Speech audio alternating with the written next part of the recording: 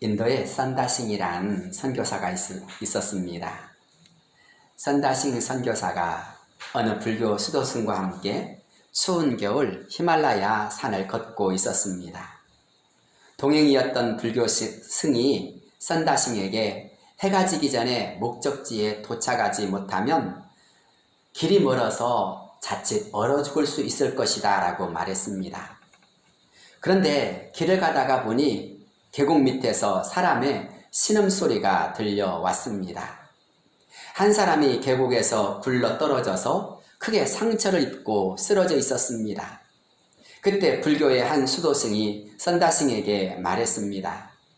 저 밑에까지 내려갔다가 올라오려면 얼마나 시간이 걸리는지 모릅니다.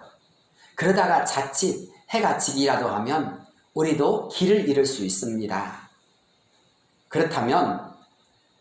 그러다 보면 자칫 모두가 얼어 죽기 쉽습니다. 우리라도 해가 지기 전에 빨리 길을 걸어가야 합니다. 그것이 그 사람의 운명 아니겠습니까? 그때 선다싱이 이렇게 대답했습니다. 하나님이 이곳에 나를 보내신 이유는 저 사람 때문이 아니겠습니까? 저는 하나님의 뜻을 버리고 그냥 혼자 갈 수가 없습니다. 그러자 불교의 수도승은 혼자서 길을 재촉하여 손살같이 사라지고 말았습니다.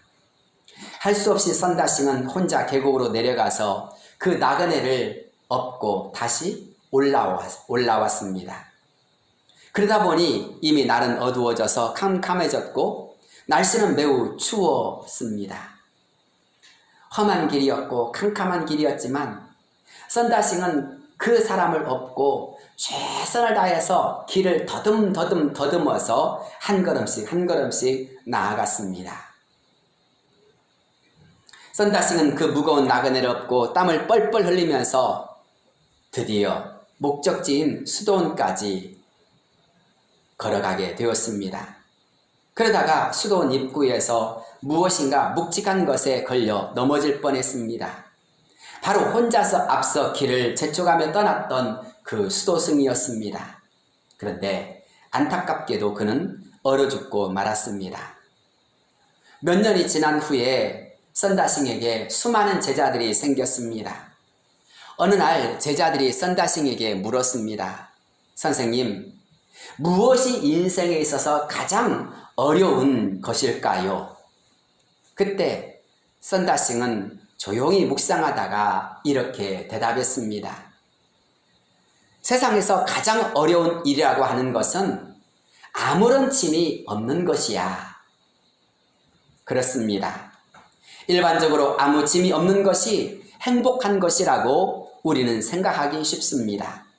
그러나 짐 없이 갔던 불교 수도승은 결국 죽고 말았지만 무거운 짐을 지고 갔던 선다싱은 그 짐 때문에 그도 살고 자신도 살 수 있었습니다.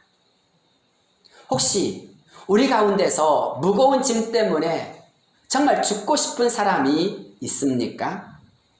어쩌면 우리에게 있는 무거운 짐과 고난이 우리를 살리는 길이 될 수 있다라고 하는 것을 생각하시길 바랍니다.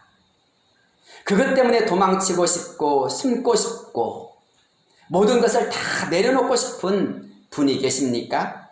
아닙니다. 어쩌면 오히려 그 고난과 문제 때문에 주님 앞으로 더 가까이 나아가게 되어지고 주님의 뜻을 구하게 되어지는 기도의 역사가, 믿음의 역사가 시작되어집니다.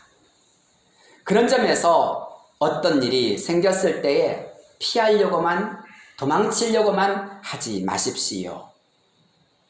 오히려 그것을 통해서 하나님의 영광을 드러내는 날, 승리하는 날이 오게 되어질 때 지금의 어려움은, 고단함은, 괴로움은 찬송하는 역사로 바뀔 것입니다. 하나님이 이것을 통해서 나에게 원하시는 것은 무엇일까? 그것을 깊이 생각하면서 한 걸음 한 걸음 나가시길 바랍니다. 너무 빨리 가려고 하지 마십시오.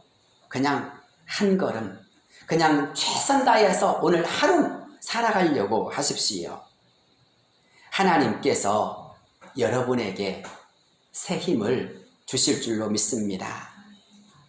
너무 어려운 시험이 닥쳤다고, 내가 너무 무겁다고, 이것은 내가 정말 감당할 수 없다라고 원망하거나 불평하지 말고 주님을 의지하며 한 걸음씩 나아가려고 하면 하나님은 여러분이 감당할 수 있도록 그때그때 돕는 은혜를 허락하여 주시고, 또한 또 다른 기쁨을, 또 다른 위로를 그때그때 허락하여 주실 것입니다.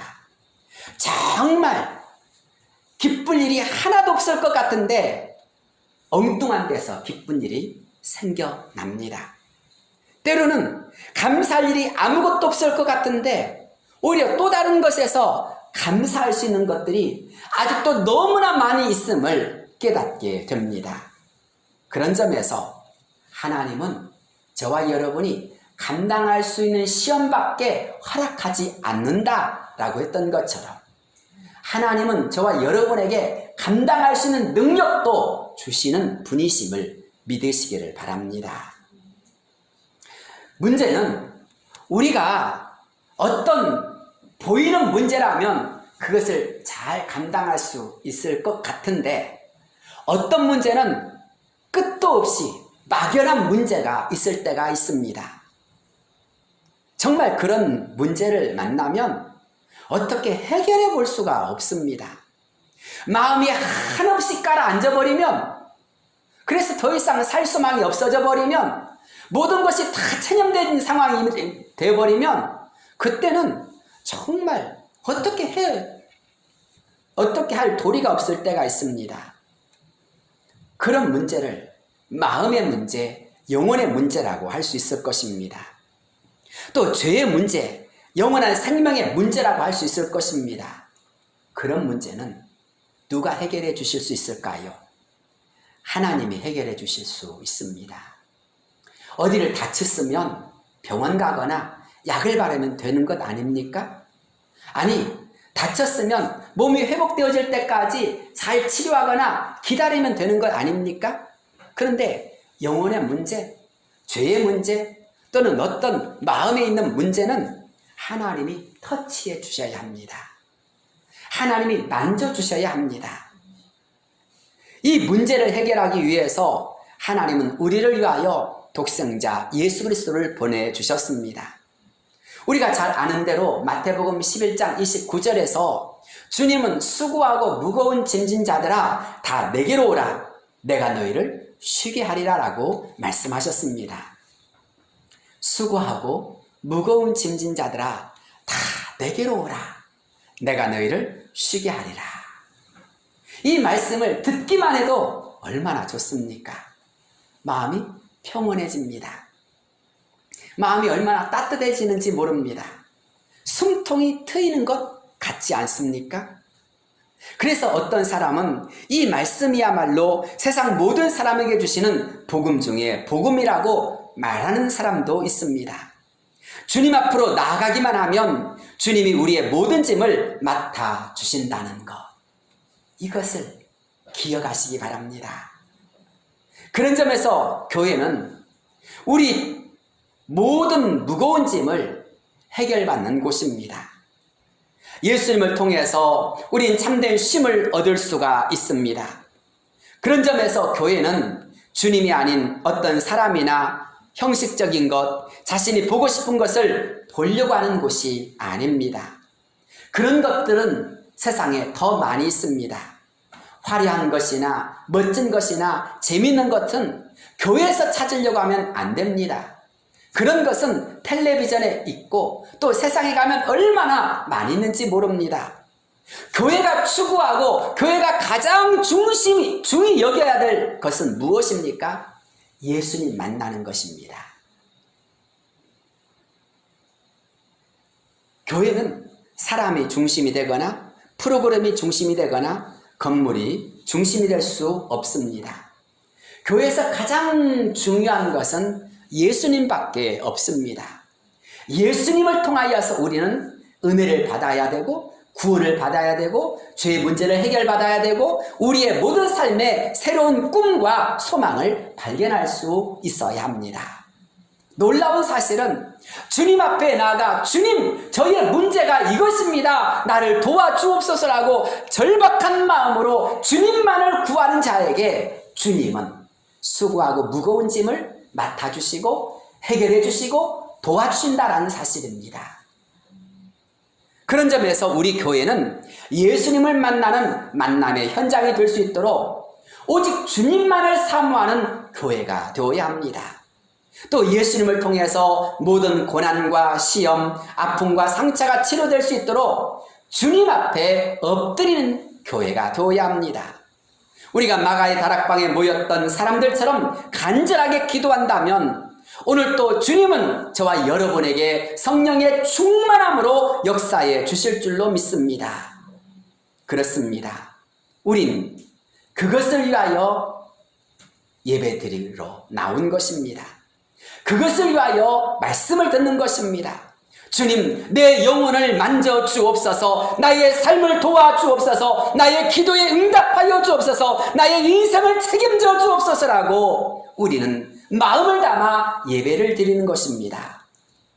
그렇다면 이 시간도 여러분이 말씀을 들을 때 주님 제가 그런 자가 되길 원합니다라고 소망하십시오. 그런 자가 되길 원합니다라고 기도하는 마음으로 말씀에 집중하시기를 바랍니다. 그럴 때 우리의 영은 살아납니다. 그럴 때 우리의 영은 위로를 받습니다. 그럴 때 우리는 새로워진 예수 그리스도의 사람으로 변화되게 됩니다. 그럴 때 교회는 교회가 되어진 역사가 일어납니다. 더 나아가 그럴 때 교회 안에는 주님이 역사하시는 교회, 주님의 말씀이 선포되어지는 교회, 주님으로 하나 되어지는 교회가 될 수 있는 것입니다. 각각 옷이 다릅니다. 행동하는 것도 다릅니다. 말하는 것도 다릅니다. 또 자기가 가장 중요하게 여기는 철학과 가치관도 다릅니다. 어떤 사람은 공정을 좋아하고 어떤 사람은 서로에게 사랑을 그리고 배려하는 것을 좋아합니다. 그런데 그런 나름나름의 가치들이 충돌하게 되어진다면 어떻게 되겠습니까? 교회는 결국 망가지고 마는 것입니다.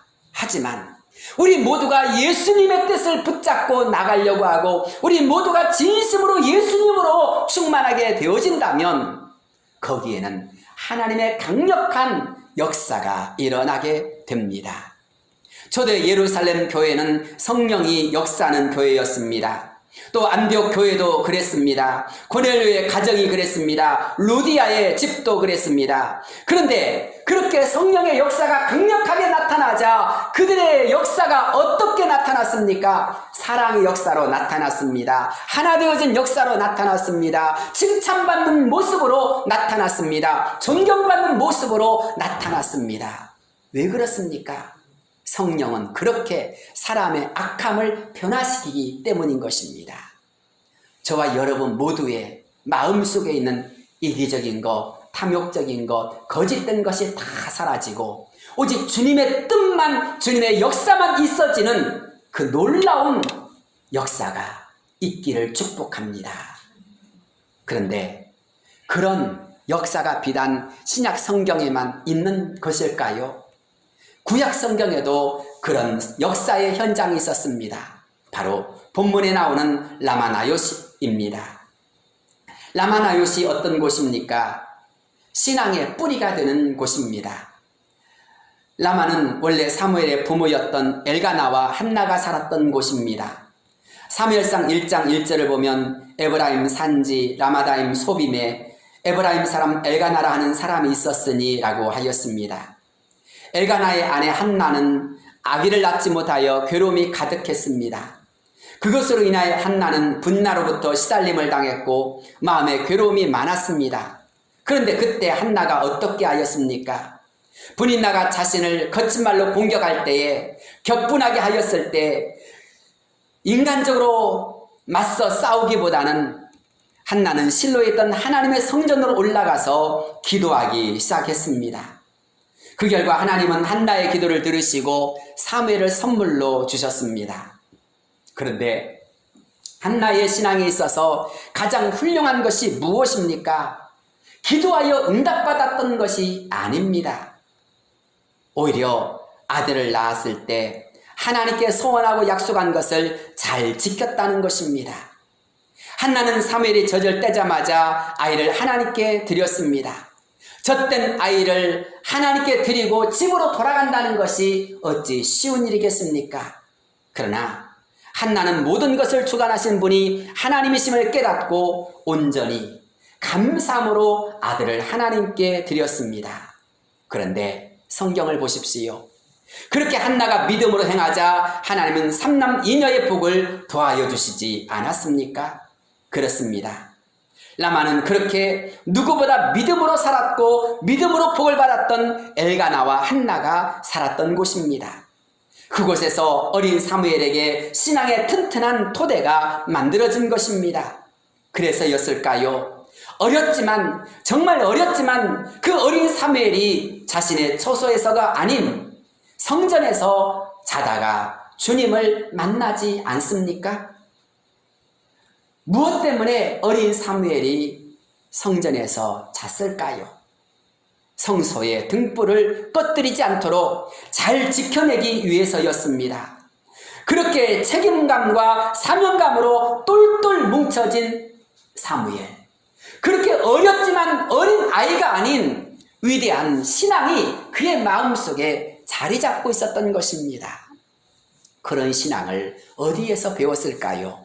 바로 라마에 살고 있었던 부모 엘가나와 한나로부터 배운 것입니다.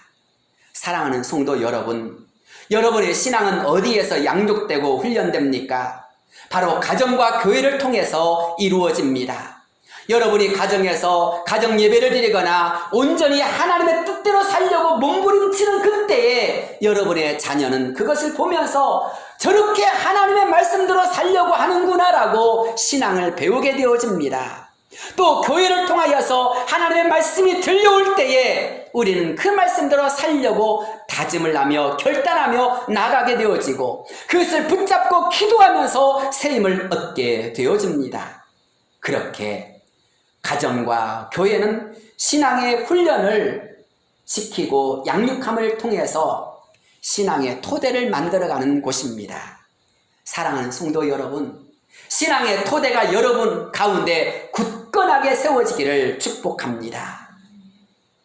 라마나요시 어떤 곳입니까? 위대한 영적 지도자 사무엘이 살고 있었던 곳입니다. 본문 20절에는 사무엘이 그곳에서 수령으로 있었다고 했습니다. 그 당시 사무엘은 라마나요뿐만 아니라 이스라엘 전역을 순회하면서 제단을 쌓고 영적 부흥을 주도하였습니다. 사무엘상 7장 15절로 17절은 이렇게 말씀합니다. 사무엘이 사는 날 동안에 이스라엘을 다스렸으되 해마다 베델과 길갈과 미스바로 순회하여 그 모든 곳에서 이스라엘을 다스렸고 라마로 돌아왔으니 이는 거기에 자기 집이 있음이니라. 거기서도 이스라엘을 다스렸으며 또 거기에 여호와를 위하여 제단을 쌓았더라. 사무엘의 때가 언제였습니까? 엘리 제사장이 몰락하고 실로에 있던 하나님의 제단 권위가 다 무너졌던 시대였습니다. 이스라엘 백성들은 하나님의 말씀보다는 자신의 소견에 옳은 대로 행하였습니다. 자기가 하나님인 것처럼 행하였던 것입니다. 제사장을 비롯해서 하나님의 성전을 섬기도록 부름받은 레위 사람들마저도 다 탐욕과 죄악에 이끌린 나머지 뿔뿔이 흩어져 버리고 말았습니다. 결국 종교적 암흑시대가 되고 만 것입니다.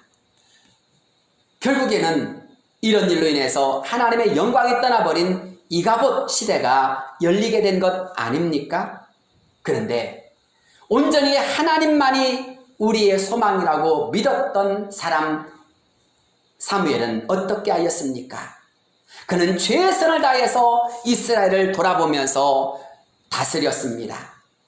사무엘은 베델과 길갈과 미스바를 순회하면서 백성들을 하나님께로 이끌며 하나님께 제단을 쌓았습니다. 하나님만이 우리의 구원이시라, 하나님만이 우리의 소망이시라, 하나님만이 우리의 능력이시라고 그는 외치고 또 외치면서 모든 백성들을 하나님께로 이끌고자 하였습니다. 결국 그러한 그의 노력 가운데서 온 이스라엘이 여호와를 간절히 사모하는 역사가 일어나게 되어졌고, 그것을 통해서 미스바의 놀라운 역사가 일어났으며, 나아가 블레셋을 다 물리칠 수 있는 에벤에셀의 승리로 일어나지 않았습니까? 그렇습니다. 그렇게 되기까지 20년 동안을 사무엘은 라마에서 최선 다해서 민족을 위하여서 기도하며 민족을 깨우는 자로 나갔던 것입니다. 사랑하는 여러분, 우리의 중심이 하나님의 영으로 충만해지길 바랍니다. 우리의 중심이 하나님의 말씀으로 충만해지길 바랍니다. 여러분이 진정 그렇게 하나님의 영으로 충만하여지고, 여러분의 가정이 충만하여지고, 여러분의 교회가 충만하여지게 된다면 하나님의 역사는 놀랍게 미스바의 성회로 에벤에셀의 구원의 역사로 나타나게 될 줄로 믿습니다.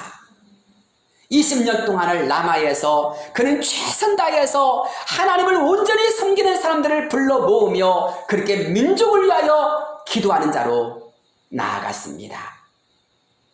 그들을 통해서 하나님의 역사가 이루어지기를 간절히 사모하고 또 사모하는 것입니다.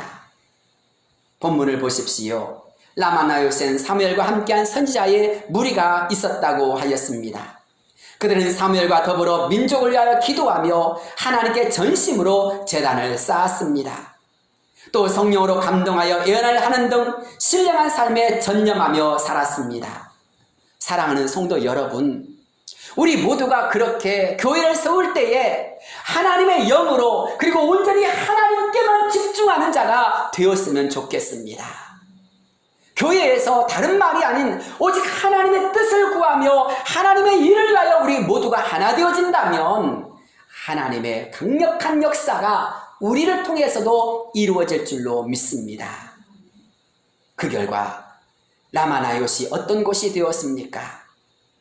하나님의 역사가 있는 곳이 되었습니다.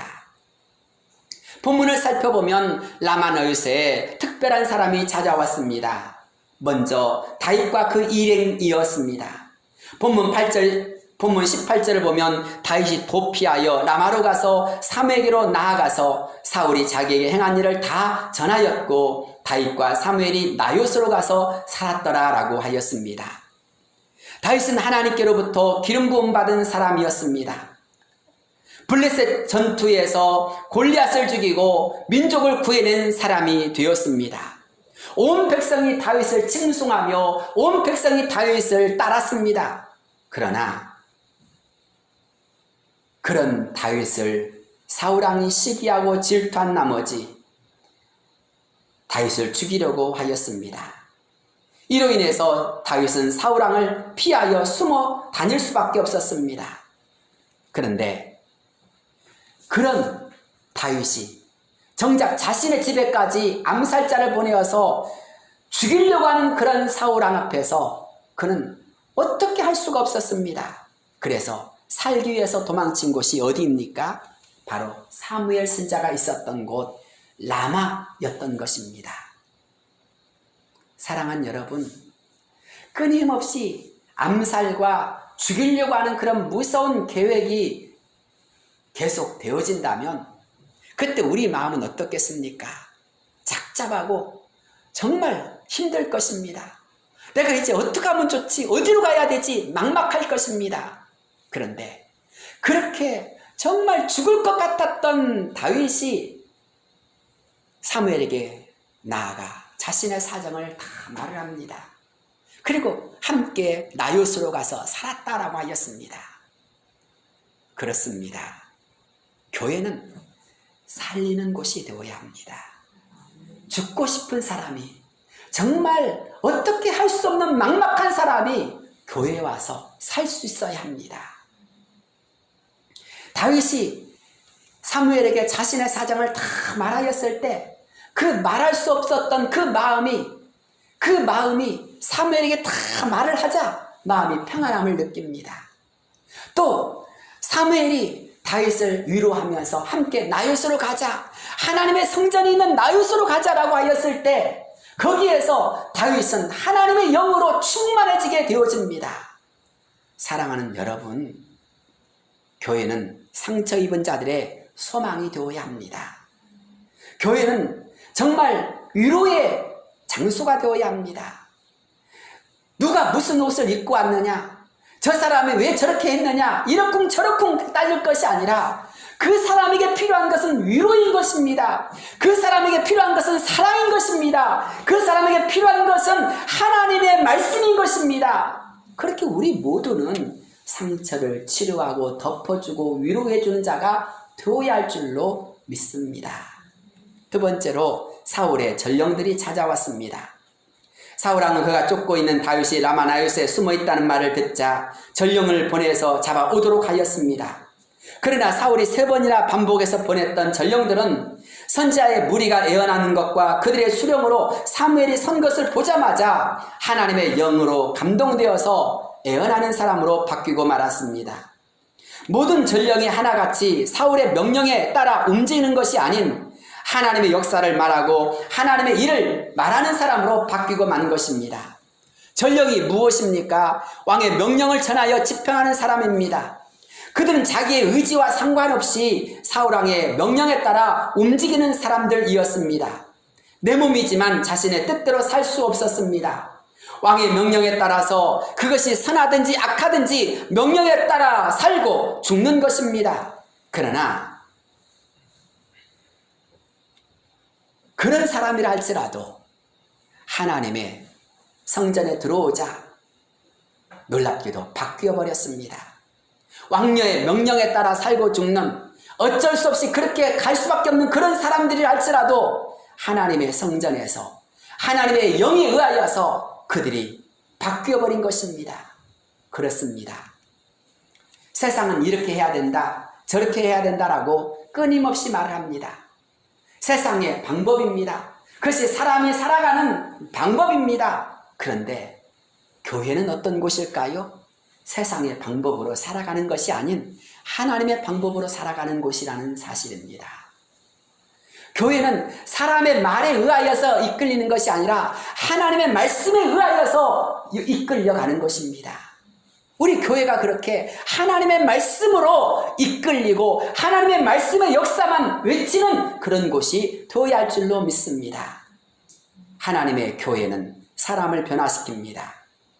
하나님의 교회는 사람의 방법이 아닌, 사람의 말이 아닌 하나님의 말씀, 하나님의 뜻에 의하여 다스려지고 하나님의 뜻이 이루어지는 곳입니다.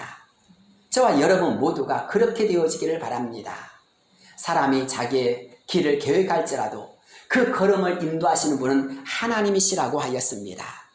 사랑하는 여러분, 저와 여러분의 길을 주관하신 분이 하나님이심을 믿으시길 바랍니다. 세 번째로 사울왕입니다. 23절에 사울이 라마나요스로 가니라라고 하였습니다. 그는 3번이나 전령을 보내어서 다윗을 잡아오도록 하였습니다. 이때 사울왕은 예전 하나님의 영으로 감동되었던 사울이 아닙니다. 그는 다윗을 잡아 죽이려는 일에 혈안이 된 사람이었습니다. 자신의 왕권을 지키기 위해서 방해가 되는 사람이 있다면 수단과 방법을 가리지 않고 제거해버리는 사람이 되었습니다. 그렇게 악에 물들자 사울은 하나님의 성전이나 선지자 사무엘의 권위는 인정하지 않은 성전을 짓밟는 사람이 되고 말았습니다. 하지만 보냈던 전령 가운데 한 사람도 돌아오지 않고 다윗도 잡아오지 않자 어쩔 수 없이 자신이 직접 나서게 된 것입니다. 어쩌다가 사울왕이 이렇게 변해버렸습니까? 그도 역시 착한 사람이었고 한때는 하나님께 기름 부음을 받을 만큼 꽤 괜찮은 사람이었는데 어쩌다가 이렇게 타락하고 만 것입니까? 한순간입니다. 하나님으로부터 버림받았기 때문입니다. 하나님의 영이 떠나가 버리자 악한 영이 그를 지배하기 시작한 것입니다. 하나님 앞에 불순종하고 하나님 앞에 교만한 순간 그가 하나님으로부터 버림받았고 하나님으로부터 버림받자 하나님의 영이 떠나가 버리자 그에게 악한 영들이 지배하기 시작한 것입니다. 결국 악한 영이 지배하였던 그는 결국엔 사람을 죽이는 일에 물불을 가리지 않았고 하나님의 성전이 하나님의 거룩한 곳임에도 불구하고 그는 그 성전 짓밟는 자가 되고 만 것입니다. 사랑하는 여러분, 저와 여러분을 망가뜨린 것은 무엇일까요? 바로 작은 교만으로부터 시작되어집니다. 작은 나 중심으로부터 시작되어지는 것입니다. 겸손은 존귀의 앞잡이가 되어지지만 교만은 멸망의 선봉이 되어지는 것입니다. 정말 누구보다 정말 꽤 괜찮은 사람으로 인정받아서 이스라엘의 초대왕으로 기름부음 받아 세워졌던 그였지만 결국 그 교만이라는 씨앗이 그를 이렇게 몰락의 길로 걷고 말게 한 것입니다. 그런 점에서 섰다고 생각하는 자여 넘어질까 주의하라는 말씀처럼 항상 우리는 우리 자신을 살피며 겸손해야 할 줄로 믿습니다. 오직 주님만을 의지하고 주님의 도우심을 구하는 자가 되어야 할 줄로 믿습니다. 그런데 그런 모든 사람들이 라마 나요스로 몰려오자 그 라마 나요스에 어떤 역사가 일어났습니까? 첫째로 살리는 역사가 일어났습니다. 앞서 말씀드렸던 것처럼 다윗은 사울왕이 자신을 죽이려고 하였을 때 라마에 있는 사무엘에게로 찾아갔습니다. 그리고 자신의 삶을 의논하였습니다. 그리고 사무엘이 나요스로 가자라고 하였을 때 그와 함께 살았습니다. 그런데 놀라운 것은 다윗이 나요스에서 평생을 살았습니까? 아니라는 사실입니다. 잠깐 살았던 것입니다. 그런데 그 잠깐 살았던 다윗이 라마 나요스에서의 충전을 통해서 세상을 힘있게 살아간 자가 되었다는 것입니다. 사랑하는 여러분, 교회는 에클레시아, 세상으로부터 이렇게 우리가 부름을 받았습니다. 그런데 교회는 부름받은 사람들이 다시 세상을 향하여 나가게 하는 곳입니다. 여러분이 세상에서 무거운 짐을 가지고 왔다 할지라도 이곳에서 모든 짐을 다 해결받고 다시 한번 새로운 비전과 새로운 능력을 덧입어서 세상을 향하여 전진한 자가 되도록 하는 곳이 바로 교회다라는 것입니다. 다윗은 라마 나요스에서 사무엘과 함께 살았지만 그가 그곳에서 오래도록 평생도록 사는 것이 아니라 거기에서 세임을 얻고 다시 능력을 받아서 하나님의 뜻을 깨닫고 다시 세상을 향해서 전진한 자가 되었다라는 것입니다. 그렇습니다. 바라기는 저와 여러분이 교회에서 새 희망을 발견한 역사가 이루어지길 바랍니다. 새로운 의지를 발견하는 역사가 이루어지길 바랍니다. 새로운 용기를 회복하는 역사가 이루어지길 바랍니다. 하나님이 나와 함께 하신다. 하나님 나를 도우신다. 하나님 나를 책임져 줄 것이라고 하는 강력한 믿음을 가지고 세상을 향하여 전진하신 자가 될 수 있기를 축복합니다. 다윗이 그렇게 새 힘을 얻어서 나갔다는 것입니다. 우리가 잘 아는 시편 118편 5절로 7절 말씀이지요. 내가 고통 중에 여호와께 부르짖었더니 여호와께서 응답하시고 나를 넓은 곳에 세우셨도다. 여호와는 내 편이시라. 내가 두려워하지 아니하리니 사람이 내게 어찌할까. 여호와께서 내 편이 되사 나를 돕는 자들 중에 계시니 그러므로 나를 미워하는 자들에게 보응하시는 것을 내가 보리로다. 할렐루야. 하나님이 내 편 되신다면, 이것을 깨닫는다면 무엇이 두려울 것이 있겠습니까? 하나님이 내 편 되시면 참 평강의 역사가 일어날 것입니다. 참된 용기의 역사가 일어날 것입니다. 시편 이사야 41장 10절이지요. 두려워하지 말라. 내가 너와 함께 함이라. 놀라지 말라. 나는 내 하나님이 됨이라. 내가 너를 굳세게 하리라. 참으로 너를 도와주리라. 참으로 나의 의로운 오른손으로 너를 붙들리라.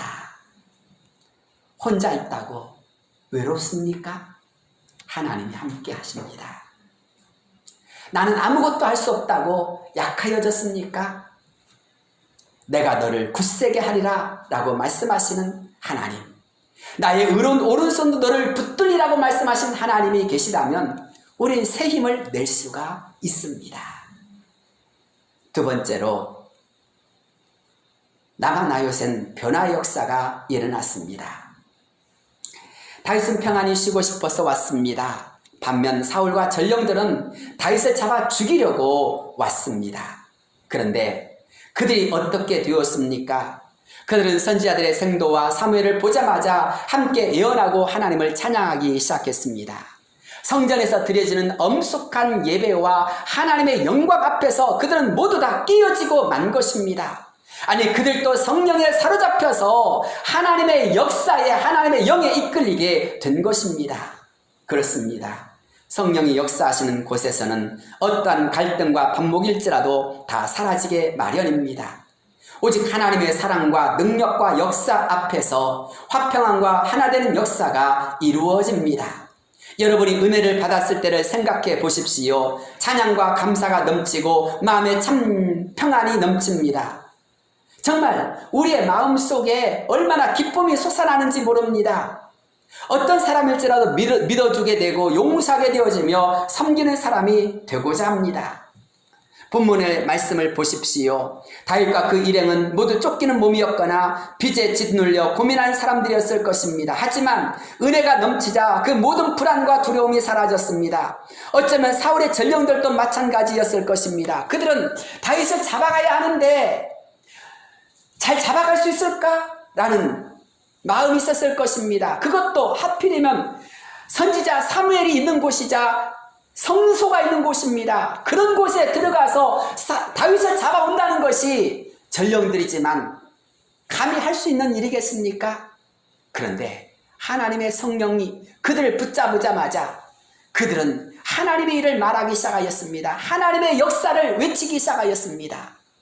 그들이 걱정할 일이 없었습니다. 하나님께서 역사하여 주시자 그들에게는 보냈던 사울왕도 그리고 명령도 다 사라져버렸습니다. 하나님의 역사만 말하는 사람들이 된 것입니다.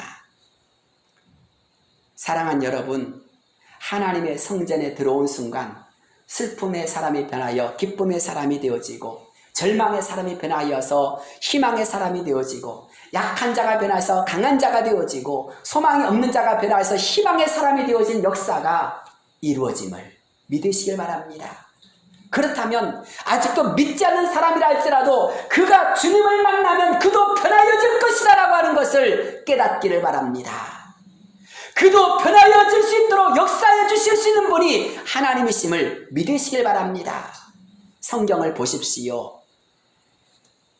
사울왕이 남아로 갔을 때에 나봇으로 오지 않았습니다. 그는 우물가에서 사람들에게 묻습니다. 사무엘과 다윗이 어디 있느냐? 라고 하였을 때 사람들이 대답합니다. 나봇에 있습니다. 라고 대답하였습니다. 그런데 그가 나봇으로 가는 순간 거기에서 그가 변하여서 벌거벗은 채 예언을 하면서 가지 않았습니까? 그렇습니다.